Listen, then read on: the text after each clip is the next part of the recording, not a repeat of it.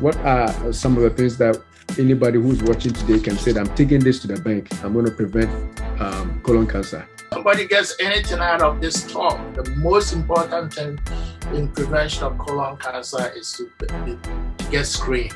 To get screened for colon cancer. That's the most important thing you can do.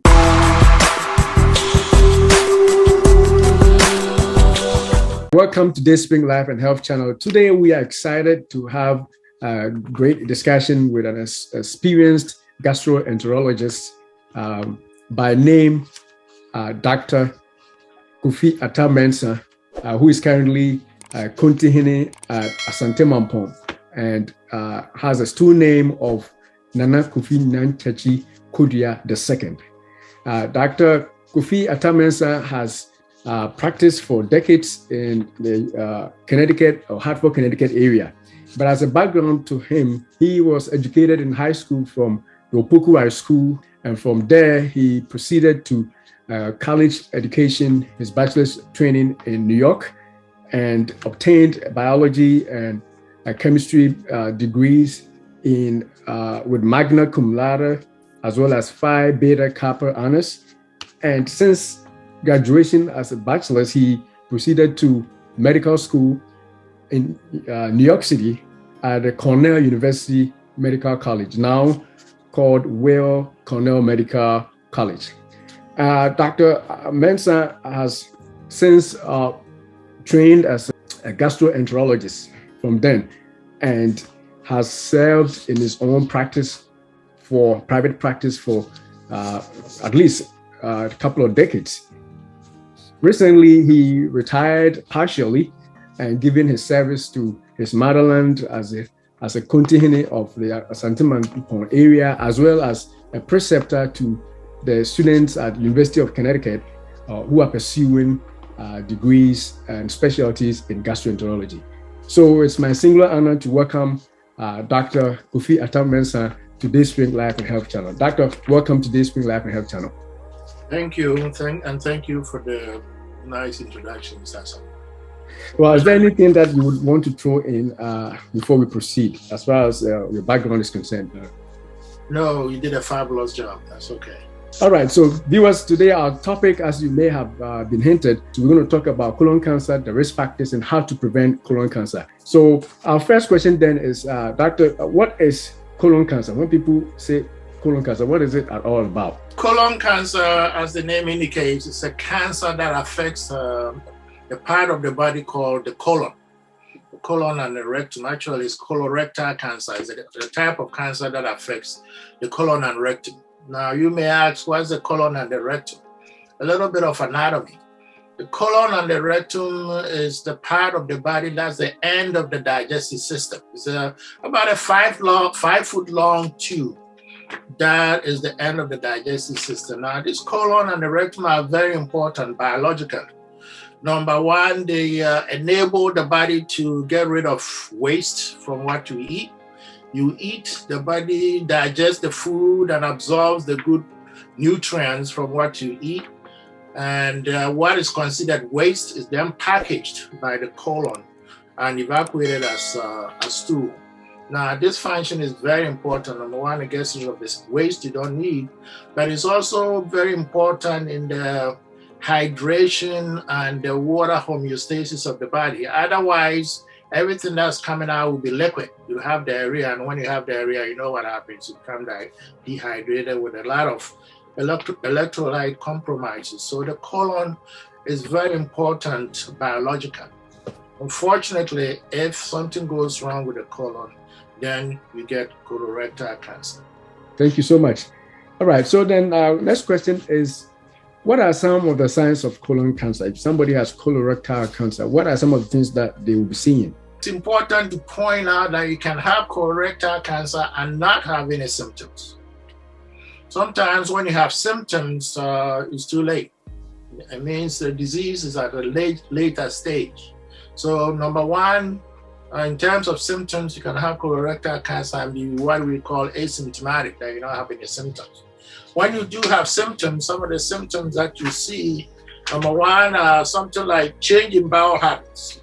Diarrhea, you may have constipation when you haven't had it. I'm not saying anytime you get diarrhea for one day, you should worry about having colon cancer. But if this becomes consistent, if for months the pattern of your stool, you go from a regular stool to diarrhea or to constipation or to a change in the caliber of the stool where the stool becomes thinner than usual, you should worry about it. Sometimes you can have what we call tenesmus. You just don't feel well. When you eat, you just don't feel well. Classically, you can also have blood in the stool. That's very important. You can have blood in the stool. You can have some abdominal pain. So these are some of the symptoms that you can have. But as I said, you can have this cancer without any of these symptoms. By the time you get some of these symptoms and some late symptoms, it's a little far advanced. But you can also have some weight loss of unclear etiology, where you're losing weight for no particular reason. When you go see your doctor can tell you have iron deficiency, you're anemic, can also be a sign of and a symptom of colon cancer. So I want to emphasize that you can have colon cancer early without any symptoms. But if you do have symptoms, these are some of the things that you can see. You can have a change in your bowel habits, you can have blood in the stool, you can have some abdominal pain that's persistent. On a long-term basis, you could have lost some weight, or somebody will tell you have iron deficiency anemia, and your eyes are all pale. And then you can have some weakness. These are all some late signs. That's a broad spectrum of symptoms, but that's very important. You said that it could also happen without any symptoms. So we shouldn't just wait for signs or symptoms before we think that something is going on. All right. So now, before we continue, let me ask this question: do you have any idea of the survival rate of colon cancer? If people get it, what's the survival rate? Survival rate would depend on what stage of colon cancer. Maybe we can go through what stage of colon cancer. The only treatment for colon cancer is surgery, by removing it. When somebody has colon cancer, we do surgery, we remove the cancer, it undergoes pathologic investigation, we get some CAT scans and for something called extent of disease, whether this disease is spread or not. So from the pathology and from the other tests to determine the extent of disease, we do something called staging. Okay, so we have staging that depends on the histology of the cancer, whether it's spread or not, and the stage of the cancer. So the survival really depends on the stage of the cancer. That is the extent of disease once you have diagnosed. So after the surgery and after all the tests, we stage you, and you can have stage 1, stage 2, stage 3, and stage 4. Where stage 1 is early disease, that's been found very early, it's not spread. If you're lucky enough to have stage 1 disease, you can have a survival of about 85 to 95%. Unfortunately, when you have stage 4, where disease is spread, not only locally around where the colon is, but also to the lungs and sometimes to the liver and sometimes to the bones, your survival rate is about 12%. So this is to show that with colon cancer, just like any cancers, it's important to find it early. Because once you find the cancer early, you have a better survival rate. You want to talk to a little bit about demographics. Which patient groups do you think are more or most affected? Maybe the race and gender and age too, if you would throw a little light on that for us. Colon cancer, we should be aware, is the second leading cause of cancer death in the United States after lung cancer. Colon cancer affects about, the last time the statistics about 2020, it affected about 52,000 people who died from it. 52,000 people died from it. And it was diagnosed in about 135,000 people in the United States. Okay. So even though it's the second leading cause of cancer death after lung cancer, it's also the one cancer that is very preventable, and we can get to that. Okay, so in terms of who gets colon cancer, based on how old you are, most people who get colon cancer are 50 years or older. Colon cancer is very common among African Americans, unfortunately. It's about 20% more likely in African Americans. And then when diagnosed, colon cancer is also more advanced in African Americans. This has nothing to do with genetics. It's had more socioeconomic reasons, because we don't go for colon cancer screening and then we stick around until it's too late before we get it. So age is an important factor. Most people who get colon cancer are older than 50 years old. There's a caveat here. That's why we used to teach that colon cancer affects people who are 50 years or older. What we are finding out now is colon cancer is beginning to affect younger people more so than before. So that age of people who get affected by colon cancer as being greater than 50 should be taken with a grain of salt. Colon cancer is beginning to affect people 40 years and older, which is something that we are seeing very recently. Your risk of colon cancer increases if you have a family history of colon cancer, especially if you have a first-degree family history. By that I mean your parents or your brothers or sisters. If you have a personal history of colon polyps, or if you have a family history of advanced colon polyps, you also have an increased risk of colon cancer. Colon cancer is increased in people who have a long history of inflammatory bowel disease. For example, ulcerative colitis or Crohn's disease, especially if you've had these diseases, in case of ulcerative colitis and Crohn's disease, for more than 8 years. And in ulcerative colitis, especially if your colitis started as what we call pancolitis, that means your colitis affected the whole colon. And then there's some other factors too that are not as very prominent, but that can also increase your risk of colon cancer. Some what we call lifestyle, like cigarette smoking, can affect your risk of colon cancer. Physical inactivity can affect your colon cancer. We already mentioned that being African American increases your risk of colon cancer. Even people who are overweight, obese, can have colon cancer. People who've had their gallbladder taken out have a small risk of an increase in colon cancer. People who've had radiation of their abdomen for whatever reason have increased risk of colon cancer. And also people who have cancer of the uterus and the ovaries, women before the age of 50, also have increased risk of colon cancer. Then we also have some environmental factors. People who eat a lot of a diet that is high in fat, that is high in red meat, that is smoked meat, and people who drink. So there are both family history, there's a family history, and also some environmental factors in terms of our lifestyle that increases your risk for colon cancer. But it's mainly age, a family history, and a long history of inflammatory bowel disease.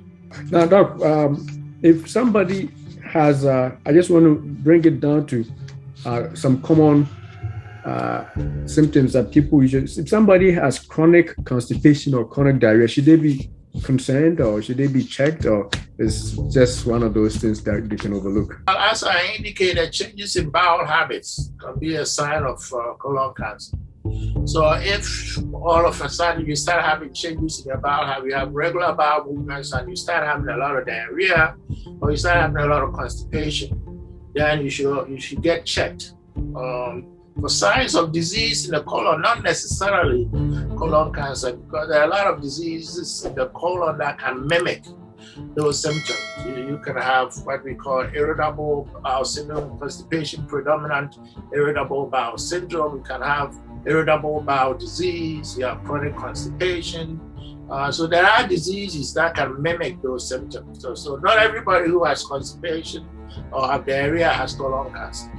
It behooves you, if you have these symptoms, to have it checked out to make sure it's not colon cancer. There's a lot of diseases that can mimic colon cancer. We talked about inflammatory bowel disease, ulcerative colitis, or Crohn's disease that can manifest itself as diarrhea, can manifest itself initially as even blood in the stool, You can have an infection on the colon called an infectious colitis.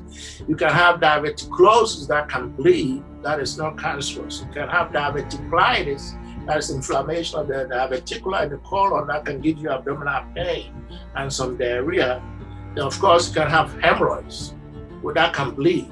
That can also cause some bleeding. So all these diseases can mimic colon cancer, but the point is, if you have them, it behooves you to see your doctor. Don't pass it out, especially if you have blood in the stool.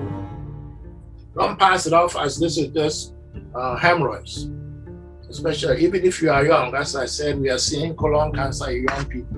So even if you are young and you have blood in the stool, don't pass it off as this being just hemorrhoids. That's bleeding. Just see your doctor and have it checked. In my line of practice, I see a lot of people that come with issues with hemorrhoids. A lot of people. I don't know whether it's my patient population, and you know the patient population I serve because you've been at where I am. And I don't know, does it lead to anything like that in the future, like chronic hemorrhoids, or that's completely out of question in terms of colon cancer? The hemorrhoid would not turn out to be colon cancer down the line.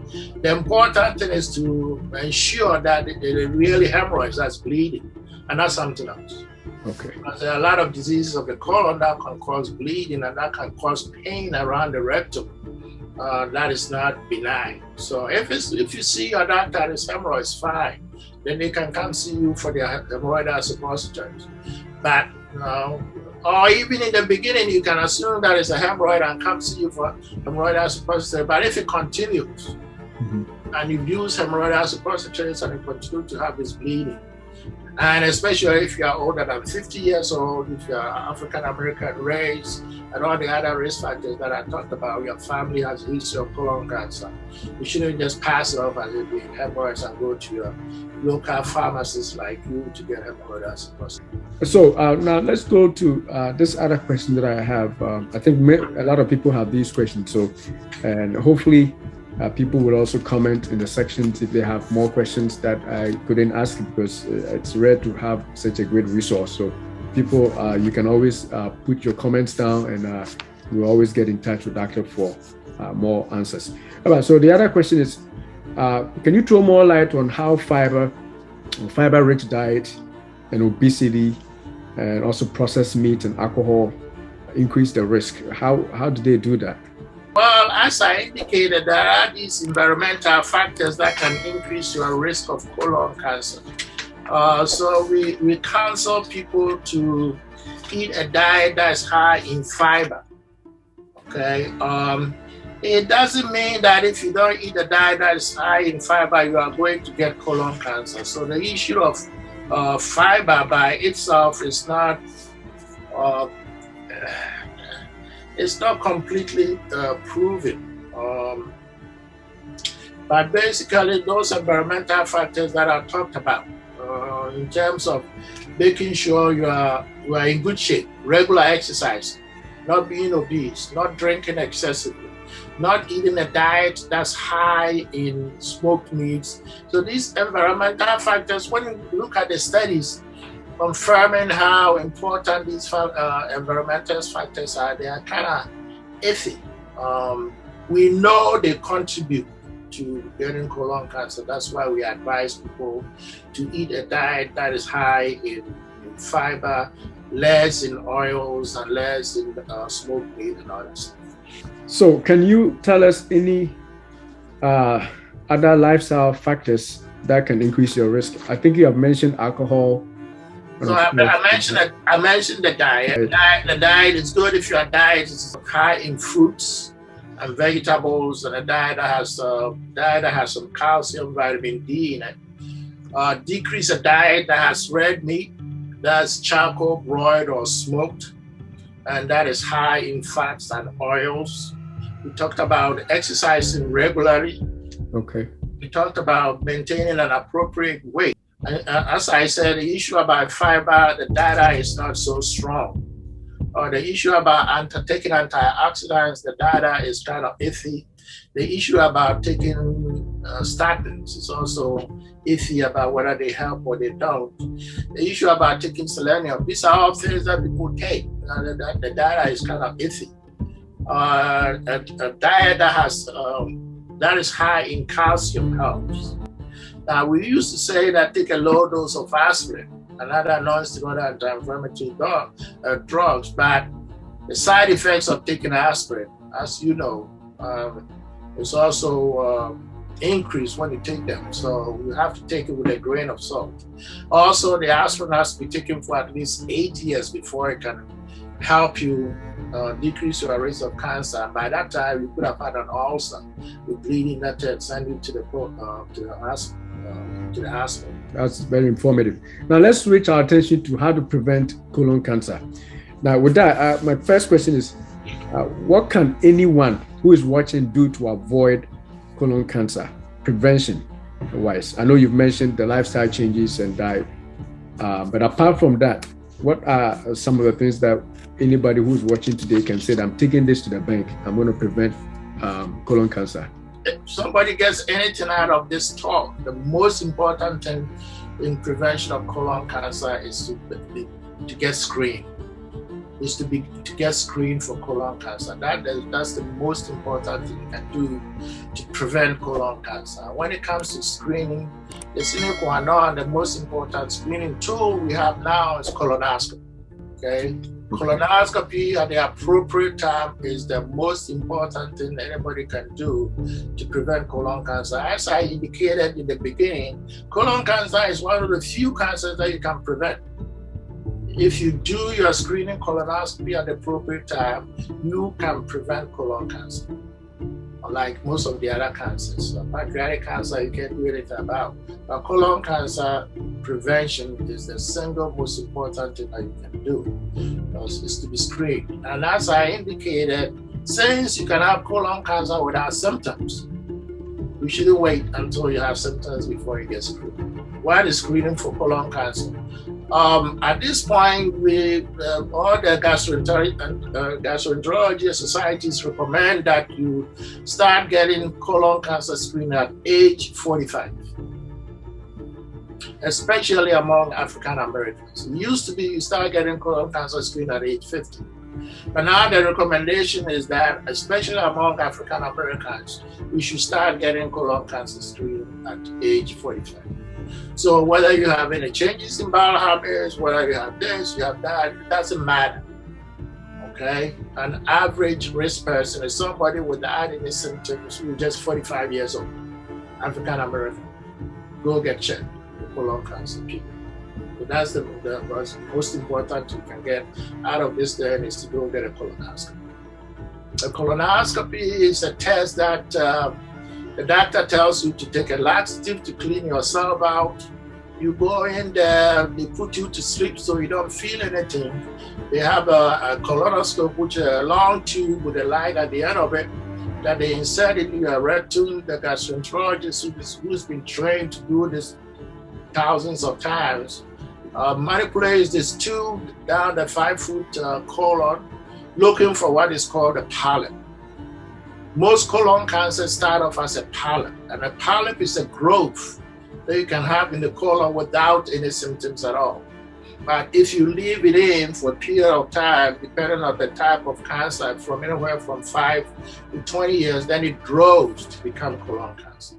So that's why we have this thing called the polyp to cancer sequence for colon cancer. Most colon cancers start off as a polyp, which means if you get this colonoscopy and you remove that polyp, that's the end of it. This polyp has no chance of becoming colon cancer, and you will not get colon cancer. So the recommendation is get colon cancer screening if you're African American, starting at age 45. And even if you are not in these United States these days, the recommendation is to start getting screened at 45 years old. Now, so I mentioned colonoscopy. Now, I may be biased because I'm a gastroenterologist and that's what I do for a living, is doing colonoscopy. So I may be biased in telling people colonoscopy is the best modality for colon cancer screening, but it's not just my bias, the data confirms it. There's even recent data among about 11,000 nurses in the nursing study which shows that people who had colon cancer screening definitely had less of a chance of getting colon cancer. than people who don't. So apart from my bias, it's confirmed, the data is confirmed that if you get colon cancer screening with a colonoscopy, you are better off than other modalities. Now, if you can't get a colonoscopy for whatever reason, now there's also, then you have the other tests that you can do. There's something called a stool test, called an FIT, a fecal immunochemical test, that you can do every year, where you give a sample of stool and the lab will check to see if there's blood in it or not. So you can get an FIT, you do the colonoscopy at age 45, you can get it every 10 years if it's normal. If it's not, your doctor will tell you when to come back for it. Or you can get an FIT test every year. There's also some old fecal occult blood tests, and that is not as accurate, where you take it home, you get 3 samples of stools, you bring it back to your doctor to check for blood in the stool. That is not as accurate. And there's these days some of the new, what is this? This thing, it's always on there's a commercial on TV, which is, I forgot the name of it. It's a commercial that also check for some, for blood in the stool. That should be done every year. So from age 45, if you can't get a colonoscopy, you should get a stool test for blood every year. You can also get a flexible sigmoidoscopy every 5 years, which we used to do in the office without any sedation. We stopped doing that since the onset of colonoscopy. But you can get a flexible sigmoidoscopy every 5 years with one of the stool tests every year. That's also adequate. You can get a barrier minima, it's a radiology test, which is not as sensitive about picking up these polyps. Because remember, the whole point here is to find the polyp and take it out, okay? So the barrier minima is not as sensitive for picking up these polyps. But if you get a barrier minima, you should do it every 3 years. Or you can also get something called a virtual colonoscopy, where it's an MRI thing that they do. That's also not as sensitive in picking up that polyps every 5 years. So colon cancer prevention, colonoscopy number 1, every 10 years. At an appropriate age, average risk beginning at 45, you can get stool-based tests, the FIT that I mentioned, the fecal DNA test that I mentioned every year. You can get a flexible sigmoidoscopy every 5 years. You can get a barrier minima every 5 years. You can get a virtual colonoscopy every 5 years. All right. So then if anybody's watching us and they have hit 45, they should have already talked to the PCP or their primary physician about scheduling for colonoscopy. Is that what you're saying? Because I don't think most of the PCPs are doing that. Ask about that when you go for your annual physical and you are 45 years old, you're African American. Insist that you go get it. Now, it used to be age 50. So maybe some PCPs are still going by the age 50. But now the recommendation is that you start at age 45. So if you are 45 years or older, you should ask your PCP to send you for a colonoscopy. Thank you so much on that. Now, before we wrap up, what if anyone wants to contact you for either counseling, referral, or anything related to this discussion, where can they get hold of you, Doctor? Fortunately, after 37 years, I hung up. I hang it up. So unfortunately, I don't have a private, full private practice anymore. As I told you, I'm semi-retired. I closed my practice. I'm just doing this teaching preceptorship with the fellows. But the point that I kept talking to the immigrant community is that even if you don't have an insurance to see a private physician for a colonoscopy, all the clinics in the big hospitals have GI clinics, okay? For example, where I'm doing the preceptorship, I do it at St. Francis Hospital, at the Gangcraft building with the fellows, there's a GI clinic.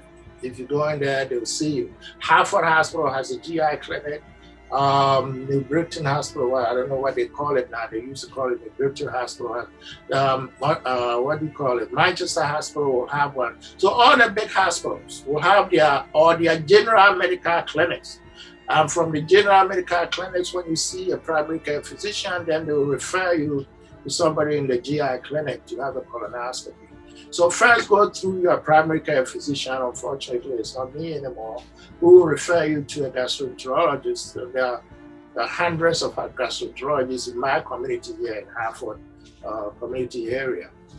So unfortunately, I cannot help, but that doesn't mean you shouldn't see your family physician. Or if you want, you can come to the St. Francis Gangras Medical Clinic, and I and the fellows there will help. Very well said. Thank you so very much for such an informative and educative discussion.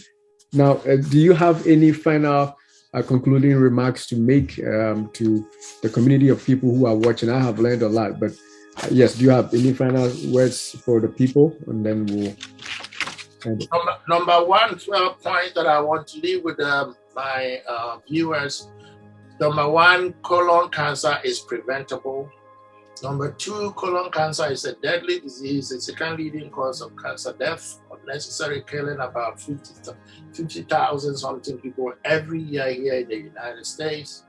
Number three, and most important, colon cancer is preventable if you get colon cancer screening. So the most important thing to take away from this talk is the importance of colon cancer screening to prevent colon cancer. And number four, the most important screening tool is a colonoscopy. So if you are 45 years or older, get a colonoscopy for colon cancer screening. I also want to bring out the fact that younger people are getting colon cancer. So if you are young and you have some of the symptoms we talked about, don't ascribe it to, for example, if you are young, you are 40 years, 45 years or younger, you have blood in the stool, don't just ascribe it to hemorrhoidal bleeding. Get yourself checked out. If you are young and you have changes in your bowel habits, if you are young and you are losing weight.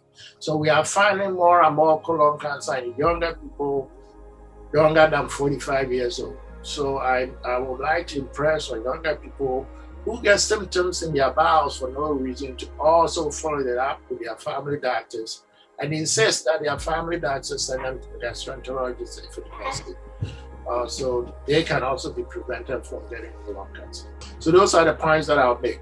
Get screening colonoscopy. Thank you so very much. And I think that is, I think you're right. You hit the nail right on the head. That's the most important thing for viewers out there, that get yourself checked because it is preventable, and colonoscopy has become the norm. It's like doctor said, it is the one and only test that is widely used now.